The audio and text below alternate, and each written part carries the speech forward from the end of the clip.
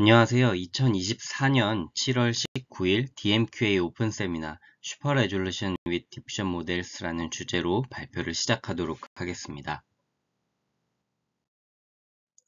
우선 발표자 소개를 먼저 드리겠습니다. 저는 2023년 3월부터 고려대학교 산업경영공학과 DMQA 연구실에서 김성범 교수님 지도하에 박사과정으로 공부하고 있는 정구진입니다. 이번 세미나를 들으시고 궁금증이 있으신 분들은 아래 메일로 연락을 주시면 성심성의껏 답변 드리도록 하겠습니다. 오늘 순서는 슈퍼 레졸루션이 어떤 건지 먼저 간단하게 설명을 드리고 디퓨전 모델을 가지고 이 슈퍼 레졸루션 태스크를 수행한 세 가지 논문에 대해서 소개를 드리려고 합니다. 슈퍼 레졸루션이란 저화질 이미지를 고화질로 해상도를 높여주는 태스크를 의미합니다. 그래서 이런 저화질 해상도의 이미지의 해상도를 조금 더 높이고자 하는 목적이 있고요. 과거에는 보통 이제 바이리니어나 바이큐빅과 같은 수리적 보관법이 많이 활용되었지만 최근에는 딥러닝을 활용하여 슈퍼 레졸루션 문제를 풀고자 하는 연구가 많이 진행되고 있습니다. 생각해보면은 저해상도 이미지를 고해상도 이미지로 복원하려는 과정을 가지고 있기 때문에 이 과정을 일포스트 프로블럼이라고 부릅니다. 그래서 문제 해결이 조금 어려운 부분이 있는데 이를 해결하기 위해서 이 그림과 같은 프레임워크를 따라 연구를 수행을 합니다. 우선 이 고해상도의 타겟 이미지를 그라운드 트루스로 정의를 하고 여기에 블러링, 다운샘플링, 그리고 노이즈 주입을 거쳐서 이 이미지를 저해상도 이미지로 만듭니다. 그 뒤에 이 저해상도 이미지가 그라운드 트루스에 따라갈 수 있도록 모델을 학습시키는 이런 구조를 가지고 있습니다.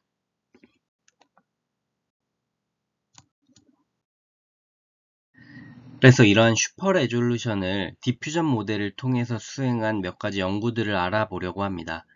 첫 번째는 CVPR에 2021년에 발표된 SR3라는 모델인데요. 특이한 점은 여기 이제 두 번째 저자로 등록되어 있는 DDPM의 저자 조나단 호의 이름을 발견할 수가 있었습니다. 기본적으로 이제 딥 제너러티브 모델들이 이미지의 복잡한 경험적 분포를 학습하는 데 성공했지만 오토그레시브 모델은 비용이 많이 들고 VA 같은 경우에는 어떤 품질이 좋지 않은 경우가 발생을 하고 겐 같은 경우에는 최적화의 불안정성 때문에 이러한 생성 모델들이 슈퍼 레졸루션 작업에 조금 더 적합하지 않다라는 것을 이야기하면서 디퓨전 모델을 슈퍼 레졸루션 작업에 도입해 보겠다라는 화두를 꺼내면서 연구가 시작이 됩니다. 이 모델을 이해하기 위해서는 먼저 디퓨전 모델의 개념에 대해서 알아야 합니다. 디퓨전은 단어 그대로 확산을 의미하고요. 가우시안 디스트리뷰션과 마코프 프로세스의 형태를 가지고 있다는 가정으로 출발하게 됩니다. 그래서 이런 어떤 원본 이미지 X0가 주어졌을 때 여기에 점진적으로 가우시안 노이즈를 주입해서 완전한 가우시안 노이즈 형태에 이르기까지 노이즈를 주입하는 과정인 포워드 프로세스가 있고요. 이 완전한 노이즈에서 조금씩 노이즈를 걷어내서 원본 이미지까지 도달하는 리버스 프로세스로 구성이 됩니다. 이 기본적인 컨셉을 제시한 것이 DDPM이 되겠고요.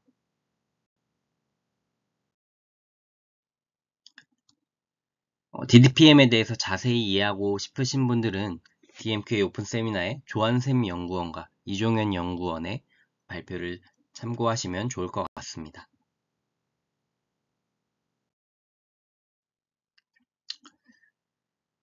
그래서 이 DDPM과 SR3의 방법을 조금 비교해 보자면은 이런 식으로 표현을 할 수가 있겠는데요. DDPM이 원본 이미지 X0로부터 가우시안 노이즈를 점점 주입해서 X라지 T까지 가는 과정이다라는 것을 살펴보았을 때 SR3는 이것을 Y로 표현을 합니다. 그래서 Y0부터 YT까지 가는 과정을 가지고 있고 마찬가지로 이 과정이 가우시안 노이즈를 주입해 나가는 과정입니다. 그런데 이 Y0가 바로 X라는 조건에 의해서 주어지는 데이터가 됩니다. 따라서 이걸 슈퍼 레졸루션 관점에서 생각을 해본다면은 우리가 고해상도 이미지 X가 주어졌을 때 이 X에 따라서 나오는 조건부 확률 분포 Y를 가지는데 이 Y가 이제 저해상도 이미지가 되겠죠. 그래서 저해상도 이미지에 노이즈를 주입했다가 빼나가는 과정을 가진다 라고 생각을 하시면 될 것 같습니다. 이거를 조금 더 자세히 살펴보면은 이런 식으로 표현을 할 수가 있을 것 같습니다. DDPM은 이제 X0가 주어지는데 SR3에서는 Y0가 주어지는 거겠죠. 근데 이 Y는 X라는 어떤 원본 이미지에서부터 주어지는 저해상도 이미지가 됩니다. 그리고 이 X0가 XT까지 노이즈가 주입되는 과정은 Y에 의해서 표현되는 것이므로 과정은 똑같다고 생각을 하시면 되고, 여기서 이 Y인 저해상도 이미지는 고해상도 이미지에서 바이큐빅 샘플링을 통해서 해상도가 낮아지는 과정을 가지고 있습니다. 그리고 마지막으로 추론할 때에는 DDPM 같은 경우에는 원본 이미지를 결합 확률 분포로 해서 노이즈를 점점 빼나가는 확률을 가지고 있는데, SR3 같은 경우에는 이 원본 이미지가 노이즈를 주입하고 빼는 과정인 저해상도 이미지가 아니고 고해상도 이미지의 조건을 가지고 추론을 하게 됩니다. 이 전체 과정을 간단하게 그림으로 표현해 봤는데요. 이런 고해상도 이미지가 있다면 이거를 바이큐빅 샘플링을 통해서 굉장히 작게 저해상도로 만들고, 이거를 다시 이제 사이즈를 키워서 고해상도의 이미지의 사이즈와 똑같이 맞춰줍니다.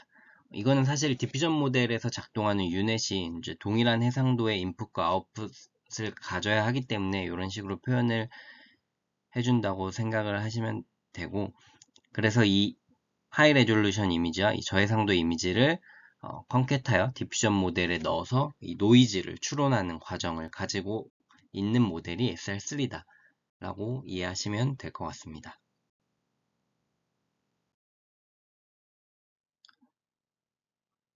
결과는 다음과 같습니다. 그런데 여기서 이제 전통적으로 슈퍼 레졸루션을 평가하는 지표인 PSNR과 SSIM을 보면은 여기서 제안한 SR3보다 리그레션이 훨씬 더 좋은 성능을 가지고 있다라는 것을 알 수가 있습니다. 근데 조금 더 자세히 한번 살펴보면, 이렇게 자세히 보면은 SR3 모델의 결과가 조금 더 좋은 것처럼, 사실과 가까운 것처럼 보입니다. 이것은 바로 PSNR과 SSIM이 하이 프리퀀시 디테일을 반영하지 못하기 때문에 조금 더 이런 생동감 있는 느낌들을 반영하지 못해서 나타난 결과라고 설명을 하고 있습니다. 반면에 이제 FID나 IS 스코어, 또 이런 탑 1, 5 에러 같은 경우에는 이 연구에서 제시한 SR3 모델이 훨씬 더 좋다라는 결과를 보여주고 있습니다.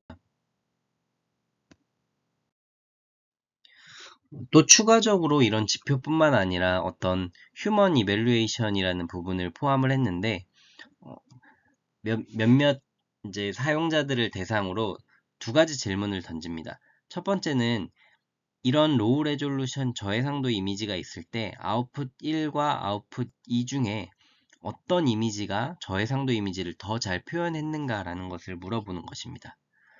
두 번째는 아웃풋만 주어지고 이 아웃풋 두 개 중에 무엇이 더 카메라로 찍은 이미지 같은가요? 라고 물어보는 것입니다.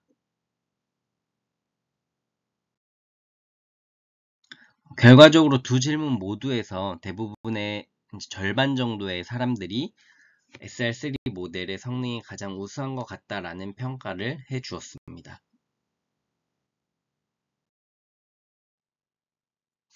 다음은 SR3 플러스라는 모델인데요. SR3 플러스는 말 그대로 SR3에서 조금 더 업그레이드 시킨 형태의 연구라고 보시면 됩니다. SR3 같은 경우에는 OOD, Out of Detection 데이터에 대해서 잘 작동하지 않는다라고 합니다.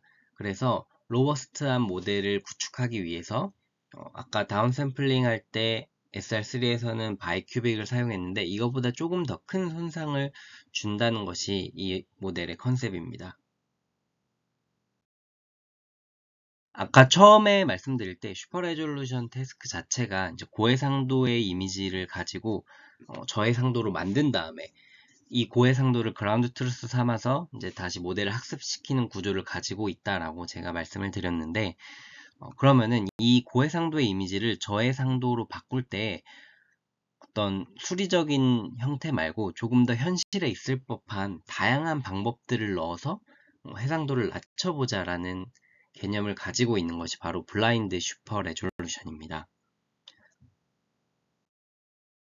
이 블라인드 슈퍼 레졸루션에서는 DMQA 오픈 세미나에서 김성수 연구원이 아주 상세히 잘 설명을 해 주었기 때문에 이 세미나를 참고하시면 큰 도움이 되실 거라고 생각을 합니다. 그래서 결론적으로 말하면 SR3와 완전히 동일한 형태를 가지고 있는데 SR3 플러스는 여기서 블라인드 슈퍼 레졸루션의 개념을 적용을 했다. 즉 데그라데이션 기법을 훨씬 더 다양화했다라고 이해를 하시면 될 것 같습니다.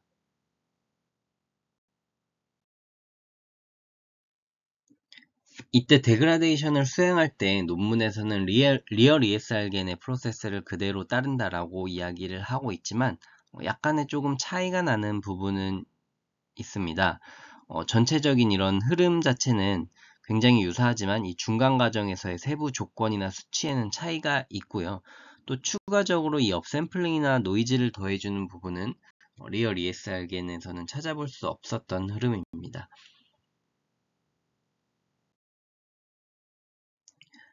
이렇게 다양하게 데그라데이션을 수행했을 때 결과적으로 이제 시각적으로는 훨씬 더 좀 생동감 있게 생성된 것을 확인을 할 수가 있습니다. 다만 SR3와 마찬가지로 FID 스코어에서는 이 제안한 방법론이 우수한 성능을 달성을 했는데 기존의 전통적인 평가 지표는 오히려 리얼 ESR겐이 우수하다라는 결과를 보여주고 있습니다.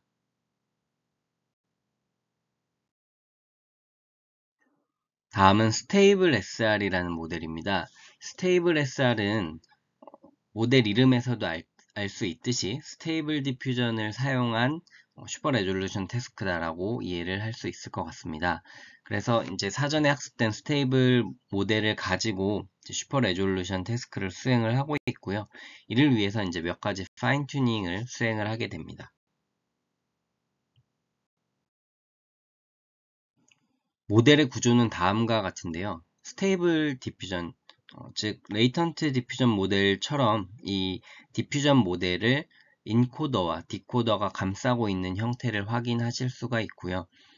특이한 점은 여기에 타임 어웨어 인코더라는 모듈과 이 컨트롤러블 피처 랩핑이라는 모듈이 추가되어서 우리가 슈퍼 레졸루션 태스크의 성능을 더 높일 수 있었다라고 이야기를 하고 있습니다. 그래서 이 두 모듈에 대해서 조금 중점적으로 설명을 드리도록 하겠습니다. 스테이블 SR 모델은 이제 두 가지 제약 조건을 가지고 있는데요. 결과 모델이 LR 인풋을 조건으로 받아서 그럴듯한 HR 이미지를 생성해야 한다는 점과 스테이블 디퓨전의 프라이어를 보존하기 위해서 튜닝은 최소한으로 해야 한다는 것입니다. 이 제약 조건을 달성하기 위해서 이 LR 이미지의 구조적 정보를 스테이블 디퓨전 모델에 효과적으로 주입하기 위해서 이 타임 어웨어 인코더라는 모듈을 사용을 합니다. 그래서 이 모듈 안에는 크게 세 가지 기능이 있습니다. 피처 모듈레이션, 타임 어웨어 가이던스, 컬러 커렉션 이 세 가지 기능이 있는데 이 부분에 대해서 조금 더 다음 장에 자세히 설명해 드리도록 하겠습니다. 다시 한번 스테이블 SR의 구조를 살펴보면은 우리가 인코더를 통해서 LR 이미지로부터 얻은 구조적 정보를 매 타임 스텝별 스테이블 디퓨전 모델에 잘 주입을 해 주려고 하고 있고 또 이때 시간적인 정보도 같이 전달을 해 줍니다. 그래서 이 부분을 이제 타임 어웨어 인코더 부분이라고 할 수가 있고 여기서 피처 모듈레이션은 이 LR 이미지로부터 이제 멀티 스케일 피처들을 잘 추출해서 스테이블 디퓨전 모델을 잘 주입해주는 그런 역할을 하고 있습니다. 이때 이 핵심은 SFT, 스파셜 피처 트랜스포메이션이라는 모델인데요. 이는 2018년에 CVPR에서 제안된 방법론입니다. SFT는 피처 맵에 대해서 채널별로 스케일링과 시프팅 연산을 수행을 하게 됩니다. 그 과정이 이제 어파인 파라미터와 컨볼루션 레이어를 통해서 이루어지고요. 그렇기 때문에 LR 이미지로부터 추출한 피처들이 SFT 모듈을 통해서 아주 세밀한 가중치가 스테이블 디퓨전 모델에 반영되게 되는 것입니다.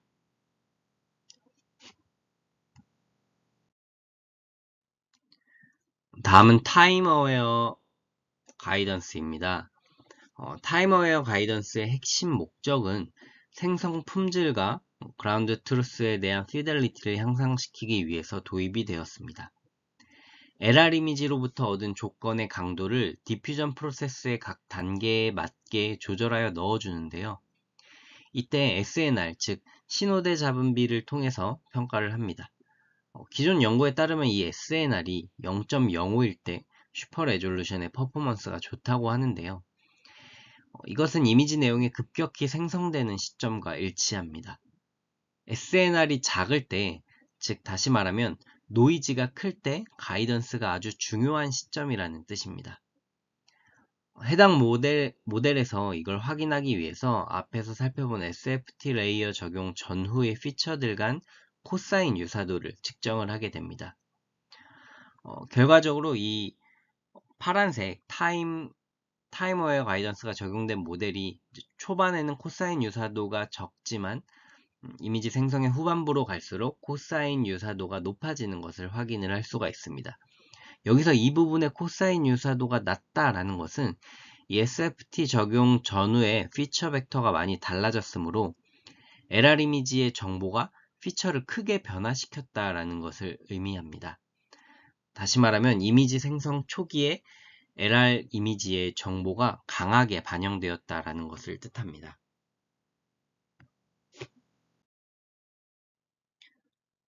다음은 컬러 커렉션인데요.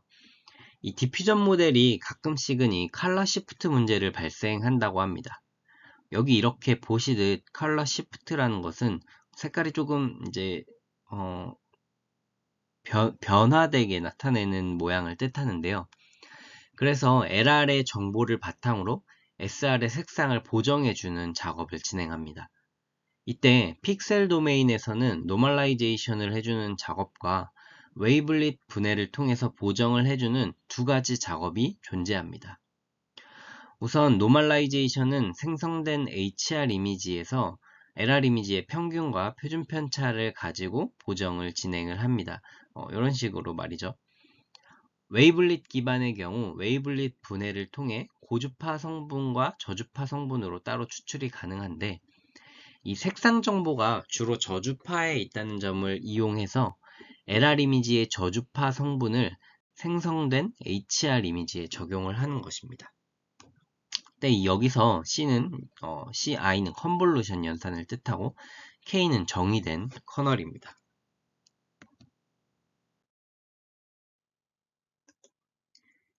커널의 경우 이런 식으로 좀 가우시안 커널과 유사하게 적용이 된 것을 확인을 할 수가 있습니다. 픽셀 기반인 픽셀 도메인을 기반으로 하고 있는 컬러 노멀라이제이션은 이렇게 하면은 좀 간단하지만 픽셀별 제어 능력이 좀 제한되고 웨이블릿 방법은 조금 더 나은 시각적 성능을 제공하지만 복잡성이 조금 증가한다는 단점이 있습니다.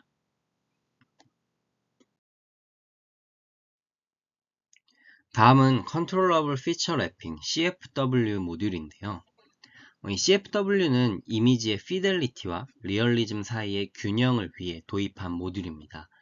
피델리티는 원본이나 실제 대상을 재현하는 정도, 즉 그라운드 트루스와 얼마나 일치하냐를 나타내는 것이고, 리얼리즘은 현실감을 얼마나 반영하고 있는지를 나타냅니다. LR 이미지의 인코더 특징을 디코더에서 넣어주는데 이때 스테이블 디퓨전에서 나온 디코더 피처, 즉 이 FD와 함께 컨볼루션 레이어에 입력이 됩니다. 다시 말씀드리면 이 FE는 인코더에서 나온 특징 벡터가 되겠고요. 이 컨볼루션을 통과하면은 레지듀얼인 레지듀얼 덴스 블록을 2번 통과하고 다시 컨볼루션을 통과하고 가중치를 곱한 다음에 다시 스테이블 디퓨전의 디코더 피처와 더해져서 최종적인 피처 FM을 생성을 하게 됩니다.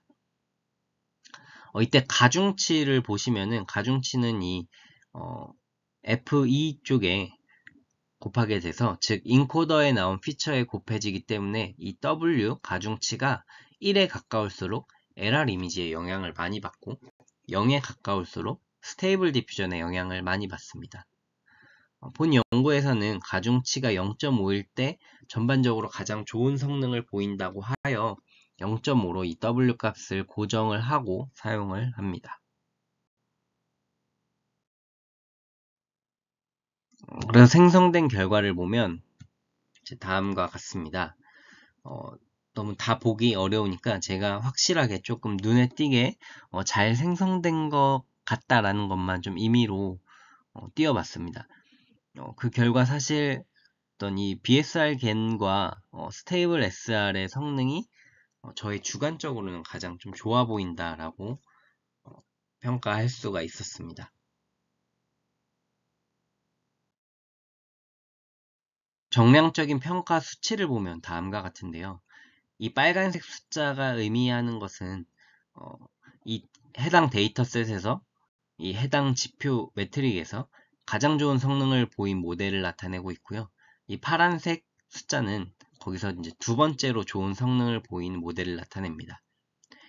스테이블 SR의 경우를 잘 살펴보면 이쪽에 굉장히 빨간색 지표가 몰려있는 것을 확인할 수가 있는데요.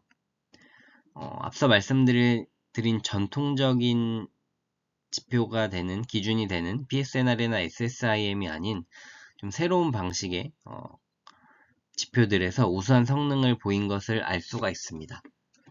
다만 이제 클립 IQA나 뮤직큐 같은 경우에는 조금 트랜스포머 모델의 어떤 결과를 평가한다든지 혹은 텍스트 투 이미지에 대한 결과를 평가하는 지표여서 스테이블 SR 모델에 조금 편향적으로 작동할 수 있지 않을까라는 우려가 들기는 합니다.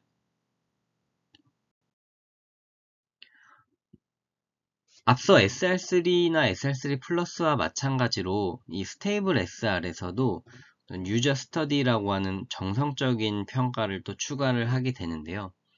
이때에도 이제 사람들에게 어떤 이미지가 조금 더 제일 잘 생성이 된 것 같나요? 라고 질문을 던졌을 때 많은 사람들이 스테이블 SR이 가장 생성이 잘 된 것 같다 라고 답변을 했다라고 합니다. 결과적으로 보면은 SR3는 우리가 디퓨전 모델, 즉 이제 정확하게는 DDPM을 통해서 SR 문제를 해결한 최초의 연구라고 할 수가 있겠고요.